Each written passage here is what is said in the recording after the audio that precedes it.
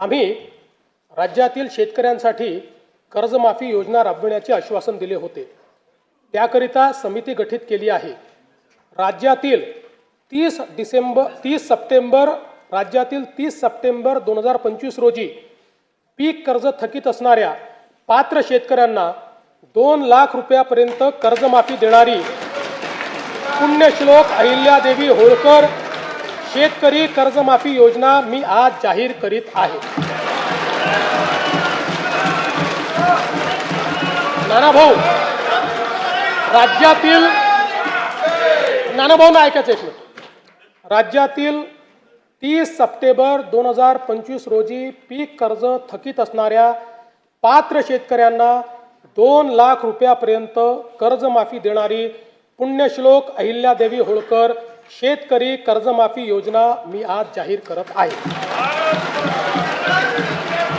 जे शेतकरी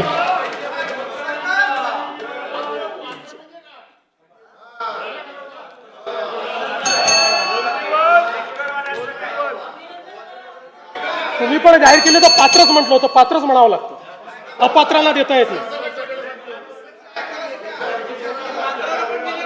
ऐका पुढे, अजून संपलं नाही आहे। अरे अजून संपलं नाही, थांबा रे बाबा, शांत बसा, शांत बसा। जे शेतकरी कर्ज घेऊन नियमित परतफेड करतात अशा शेतकऱ्यांना प्रोत्साहन देण्याच्या हेतूने नियमित कर्ज परतफेड केलेली असल्यास अशा पात्र शेतकऱ्यांना 50,000 रुपयापर्यंत प्रोत्साहनपर लाभ देण्यात येईल। कर्जमाफी तसेच प्रोत्साहनपर लाभ देण्याबरोबर कोकणाला हे जास्त महत्त्वाचं आहे, कारण कोकणातले लोक सगळे कर्ज परत करतात। कर्जमाफी तसेच प्रोत्साहनपर लाभ देण्याबरोबरच राज्यातील बँकिंग यंत्रणा सक्षम असावी यासाठी समितीच्या शिफारसीतील निकषानुसार निर्णय घेण्यात येईल। शेतकरी वारंवार कर्जबाजारी न होता त्याला कायमस्वरूपी कर्जमुक्त करण्याचा शासनाचा संकल्प असून याबाबत समितीच्या शिफारसी अनुसार दीर्घकालीन उपाययोजना करण्यात येत आहेत।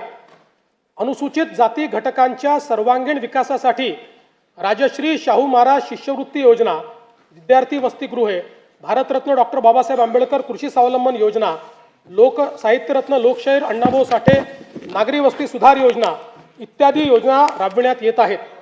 महात्मा फुले मागासवर्गीय विकास महामंडळ, साहित्यरत्न लोकशाहीर अण्णाभाऊ साठे विकास महामंडळ, संत रोहिदास चर्मोद्योग आणि चर्मकार विकास महामंडळाद्वारे अनेक योजना राबविण्यात येत आहेत।